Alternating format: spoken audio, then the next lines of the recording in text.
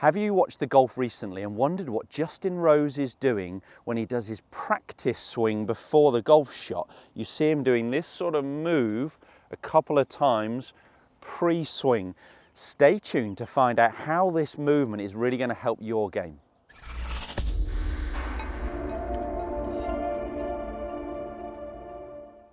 Welcome back to the TruGolf Academy. You've joined me, Jon Watts, today at Branston Golf and Country Club.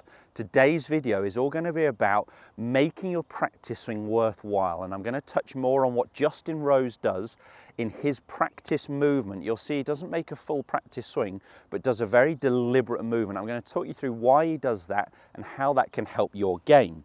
So Justin Rose, right now, world #1, playing just some obviously amazing golf. But has been a phenomenal player for a number of years. What you'll see him do at the minute, and he's been doing it for a while, is a very deliberate movement before he actually hits the golf ball. So on the course, he'll get into his setup position, he'll get to the top of the golf swing at the start of the downswing.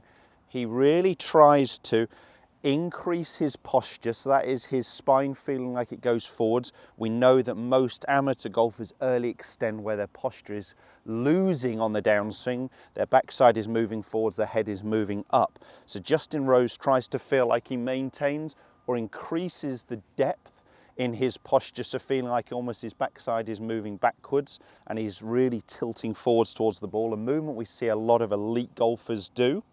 And what he's trying to do is get his lead arm, for him his left arm, feeling like it falls more behind him.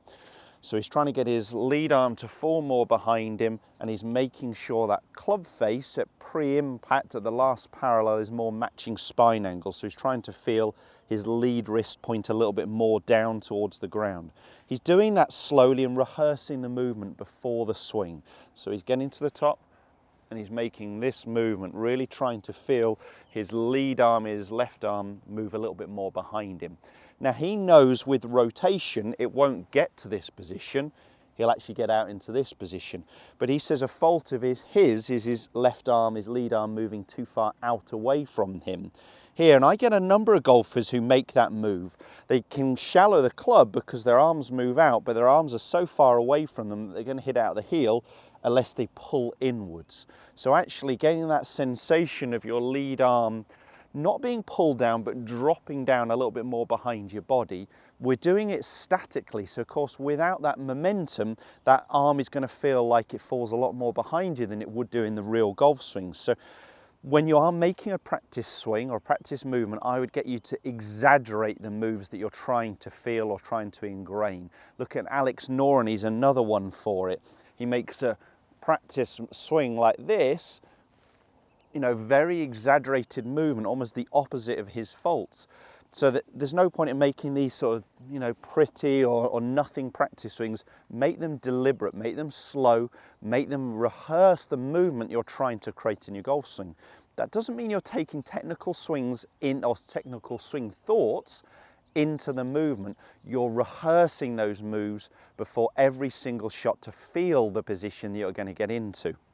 So, as I said, Justin Rose, he'll get to the top, increase his posture, feel that lead arm drop more behind him, and just check that club face is square. So for me, more matching my spine angles. That's a great position. We know with some rotation, he'll actually have his arms a little bit more in front of him, but he's trying to exaggerate this movement.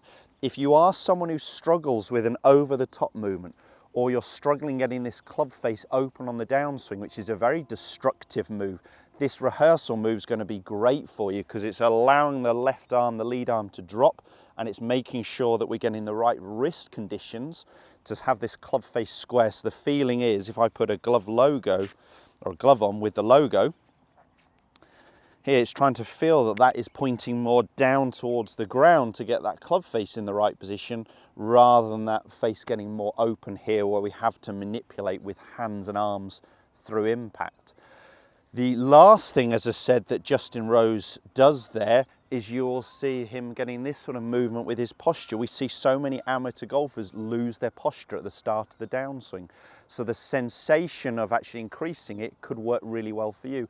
I'm not saying you have to copy all three parts of Justin Rose's rehearsal movement, but maybe find out where your faults are, and then you can actually really almost over-exaggerate the opposite movement pre-swing, really ingrain that sensation. I'm just going to go ahead and hit one, so I'm going to go for the Justin Rose style.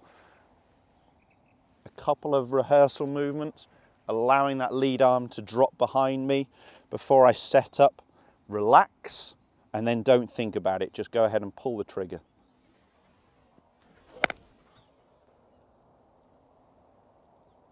So it's a case of rehearse the move, but we're not actually thinking about that movement when we take it to the golf swing. We're feeling the sensations and then going ahead and producing the shot. As I said, if you are someone who struggles with an out to in swing, suffers with that club face position, or loses posture, you could learn a lot from Justin Rose's rehearsal movement there, or incorporate your own sort of movement into this. If that video has helped, make sure you hit the thumbs up and do subscribe to my channel for all the other content every Tuesday and Thursday. Thanks guys, we'll see you soon.